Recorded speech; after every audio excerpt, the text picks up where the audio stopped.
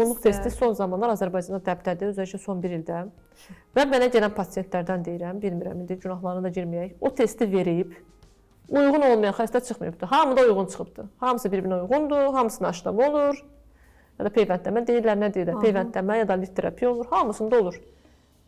Kimə istəyirlər? Sonsuzluqdur, heç bir müalicə səbəbi bilmir, sonsuzluqdur, müalicə verirlər, hamilə qalmır. Bizə gəlmədən öncə bəli, hamısı o aşamadan keçir. Gedirlər, uyğunluq testi verirlər, heç də ucuz olmayan bir testdir.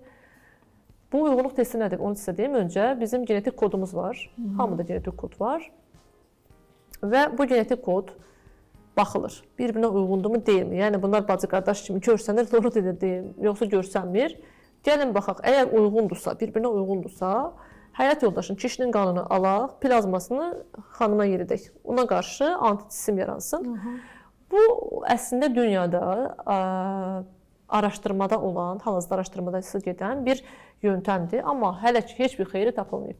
Heç bir pasiyentdə bu müalicə ilə, yəni özəl bir klinik araşdırmalarda, pasiyent deməkdə, hər hansı bir klinik araşdırmada bir xeyir tapılmayıb. Kontrol qruplar var. Kontrol qrup hansı qruplardır? Normal uşağı olan ailələr.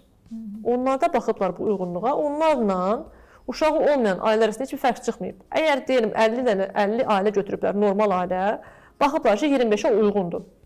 50 pasiyent də uşağı olmayan ya da inkişafdan qalması çox olan ailə götürüblər, baxıblar ki bunlarda 25 uyğunluq var. Yəni bu hər hansı bir fərq yoxdur. Ona görə belə qərara gəliblər ki, hələ ki bu müalicənin heç bir effekti yoxdur. Bu analizin heç bir effekti yoxdur. Çox təəssüf edirəm ki, bizim bəzi kliniklərdə aktiv şəkildə aparılır və gedən hamısına uyğunluq testi qoyulur, gedən hamısına lit terapiya olur. Maliyyəti o qədər ucuz olmayan bir müalicədir, onu qeyd edim sizə. Lit terapiya haqqında biraz məlumat verir. Lit terapiya nədir? Bir yaxda dediyim kimi.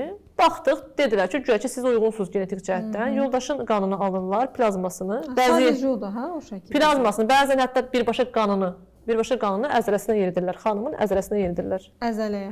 Bəli, orada onun qanına qarşı xanımda anticisim yaransın deyə. Amma dediyim kimi, dünyada isbatlanmayan, təsdiqi bulunmayan bir müalicə yöntəmidir. Bu müalicəni də çox da ucuz eləmirlər. Əslində belə baxanda maliyyətə qədər də bağlı olmayan bir müalicədir, amma çox da ucuz eləmirlər. Ən önəmlisi, pasiyent mənəvi cəhətdən problem yaşayır. Artıq mən lit terapiya oldum, bəli, mənim uşağım olacaq, ümidlənir. Bir ümid yaranır. Puça gedir ümidi.